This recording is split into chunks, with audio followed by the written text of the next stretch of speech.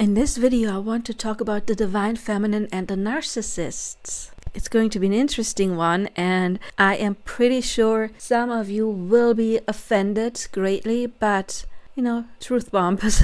So let's start with some tough love, but please listen to it and see what it does to you, okay? Because if you get triggered, then I hit the bullseye. If you do not resonate with the message, because your higher self doesn't resonate, then you just relax and you let it go and you just click off. However, if you get triggered, then that is your ego fighting something. And then there is something behind that you may not want to see. But please, I do not want to offend anyone with this video. I want to push you onto the next level to give you maybe some blind spots or shadows that you can look at in order to transcend, because that is what I truly want. I want to push you through some things to get you onto the next level. Let's heal the Twin Flame Collective.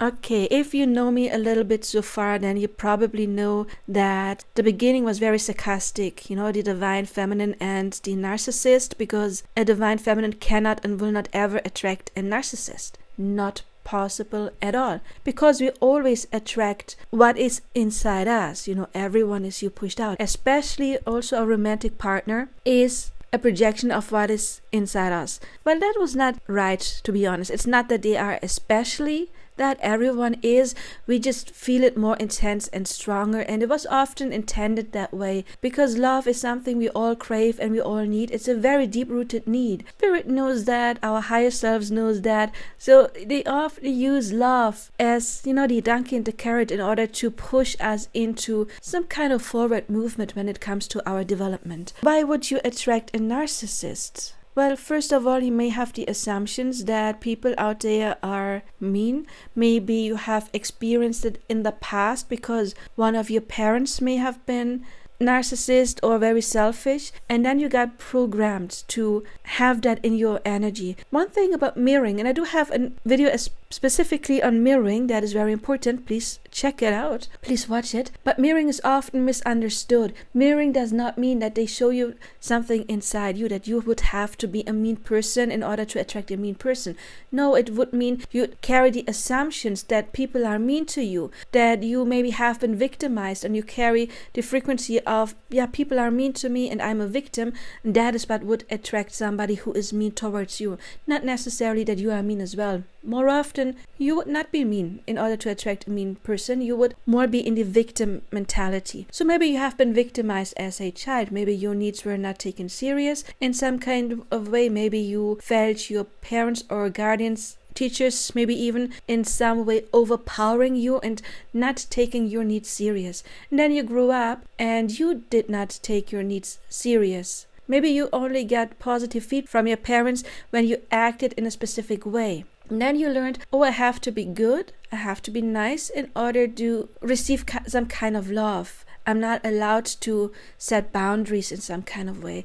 And then when you grow up, the universe is mirroring that back to you by sending you somebody who does trigger that, so that you can become aware of the programming and change it.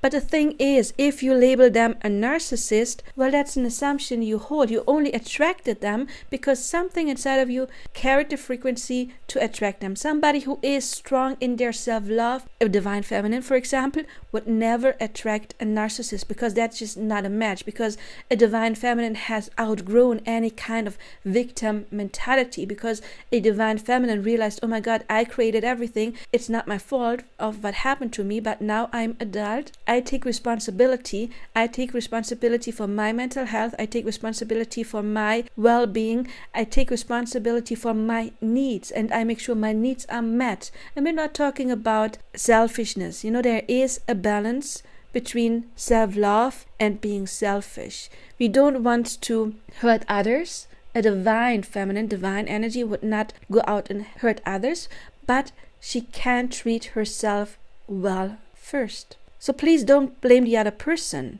Since someone in the anxious attachment style usually attracts somebody in the avoidant attachment style, and the twin flame community, they would call it twin flame chaser and twin flame runner, your person also has some kind of trauma. Maybe they have had experience with an overburdening mother. They have been controlled. They have been smothered. Or maybe mom was the opposite. She was not really there and they never learned closeness. And then you come full force and that is too much for them and they need a break because they have never learned to handle it. Or maybe they have already had that bad experience that closeness is something for them that they're scared of because they are not in their divine energy, because they have that wound that is not healed yet. Then please take their needs serious, their needs for space in order to overcome that. If you try to chase them into a corner, don't be mad at them for lashing out or for really withdrawing. If it was too much for them, please respect it and accept it. Once you are in your center, you can pull them back in, but you need to get into alignment first. Also, one thing that really bothers me is when did we all become licensed therapists that are allowed to diagnose people? I kind of miss that. I mean, did you all go to some kind of online school? Are you all licensed therapists that you exactly know what a narcissist is? Because a true narcissist would be a narcissistic not only towards you, but towards everyone in their surroundings. Their friends, their family members. If they're a boss, then their co-workers or employees. A narcissist is not selective. So if you feel like your person does not meet your own needs, but they're good with their friends, then they're not a narcissist. Then they simply were placed into your life to show you that kind of victim mentality, that kind of victim thinking, so that you can overcome that. You know, if your person would be a narcissist towards everyone in their surroundings, well then, yeah, you may have found a real one. But the same thing applies. Why did you attract them? Even if they're not a narcissist, they're just distorted. As I always say, we cannot attract somebody balanced and healed if we have distorted energy within us, because the other person is a representation of our own inner masculine, our own inner feminine. And if we are a distorted feminine or masculine, we cannot attract a divine counterpart. It's absolutely impossible. So we need to take care of our own well-being, of our own needs, our own assumptions about the other person, about ourselves, to step into that divine energy, to step into self-love. Once you transformed your self-concept and you stepped into self-love by taking your own needs serious, by learning to set boundaries, but also by checking, how do I think about myself?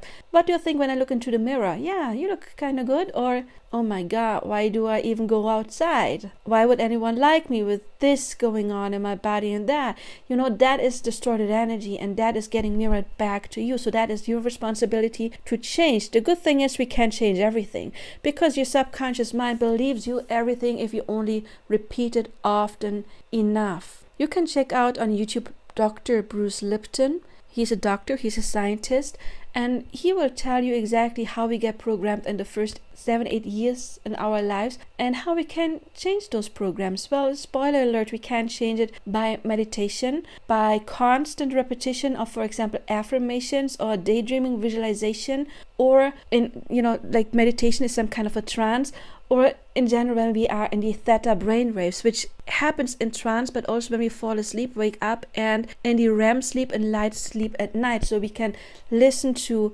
affirmations while we're sleeping, not just for a night, for several weeks on specifically one topic. Don't change topics. Oh, now I want to manifest money. Now I want to manifest love. Now I want to manifest self-concept. Pick one, and self-concept would be the first one because everything is connected to that. And listen to that only, or listen to your affirmations, or come up with your scenes. It does not matter how you reprogram your mind. It's purely preference, but constant repetition is important. Persistence is important. So once you did that and you learned to truly love yourself, your person either has to leave because you're no longer a match for that distorted energy and you would attract another person, or if you change your assumptions about them specifically, then they can transform with you.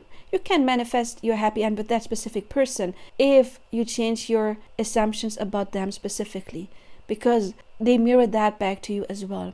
Another thing I would like to say about narcissism, and this is the one I was saying in the beginning that some of you may be offended. So let's say your person is not like a real narcissist that would treat everyone else, but just that would treat everyone else in a bad way, but you are the one that feels neglected and you want them to change. Well, I have to say I'm really shocked sometimes in some of the twin flame groups, or I've read comments, thank God not on my YouTube channel but on others, how much hate there is from the so-called divine feminine, which is very much distorted energy, blaming them, victim mentality. A divine feminine would never blame another person, blaming the other person for being a narcissist, and they can stay away and they've had enough. I mean, it's okay to vent and get it out, but then get over it, that energy. But the thing is, why are you mad about the other person and call them a narcissist when they do not fulfill your needs? So you are mad at them because they don't do what you want them to do. So you have expectations for them and you have no respect that maybe they don't feel ready. So you are mad at them because they don't give you what you need. Who's the narcissist? Who is not respecting the other person? Who is maybe not giving the other person free space when they need free space? Because as I said earlier, if you have distorted energy as well, you attracted somebody who has distorted energy, which means they have their own trauma. It's not their responsibility to be there for you and clear your trauma or your negative assumptions. That is alone your job. They have to do them. So give them room and space to do that. But if you're clingy or you're mad at them, that's another thing. Sending out negative, mad, angry energy and expecting the other person to come. If I picked up on energy like that, and as a psychic I could pick up on that sometimes consciously, but we always pick up on things like that subconsciously, why do you think they should come? I would not go to a person that sends out negative energy towards me, or hatred energy, or frustration, or is calling me bad names in some kind of groups and calling me a narcissist. I would stay away from that person, definitely. So that is not a way to attract anyone, to be honest. Seriously, since when does being traumatized make one a bad person? They're not a bad person because of their unhealed trauma or fears of closeness.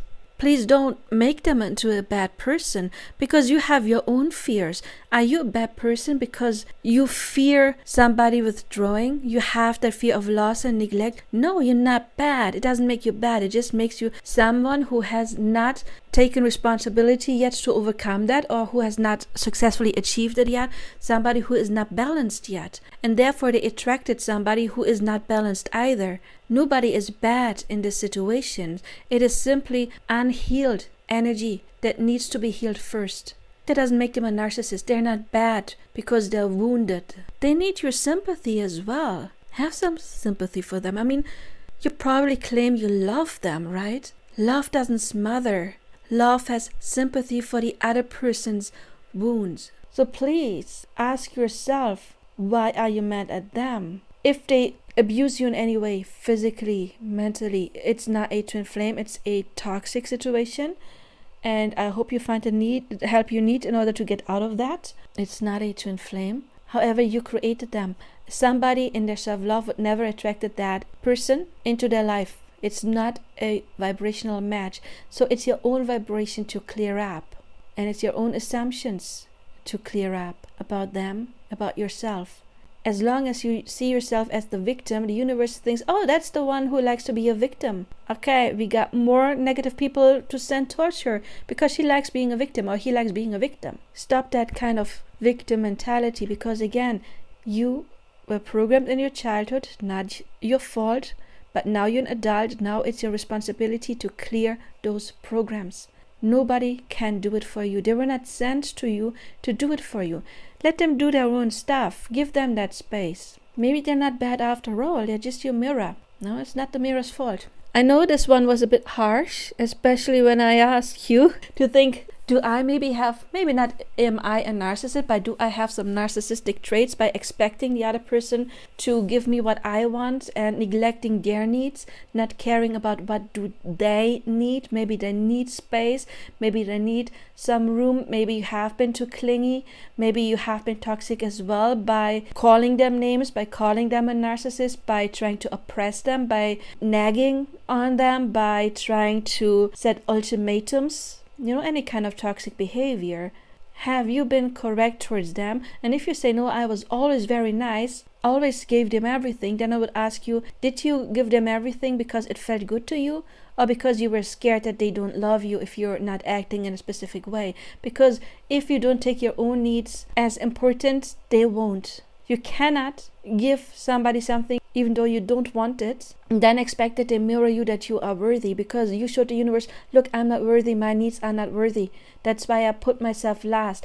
I am so scared that they don't love me if I'm not in a certain way. That is not self-love. That is not self-love at all. That is something that needs to be overcome.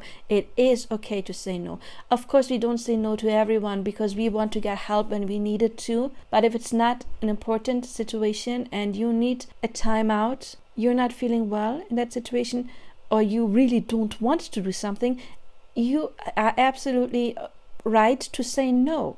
It may take a couple of times for your surroundings, because you may have to do it more than once in order to create this new belief. Doing it once doesn't make you a new person. Doing it, well, always, when you want to say no, you say no. When you want to say yes, you say yes. When you do that always, then you're showing the universe, look, universe, I am the one whose needs are important, and then that is what gets mirrored back to you. So it's not their fault. They have to mirror where you are and how you treat yourself. They don't mirror you how you treat them. They mirror you how you treat yourself. But of course, as I said, if there's any toxic behavior, like not giving them space and stuff, that is getting mirrored back to you as well by, them withdrawing. If this video helped, please help me by liking, subscribing, hitting the bell icon, commenting. All of that does something amazing to the algorithm. Let's help the Twin Flame Collective by doing that, by spreading my videos, by sharing my videos. If you liked it a lot and you want to leave a little tip because you appreciate all the time and effort I put into my free coachings in my videos, there is a link to my PayPal below. If you need more help and you want a personal coaching, you can reach out. And I do see you in another video or in personal coaching. Until then, I do wish you all the best.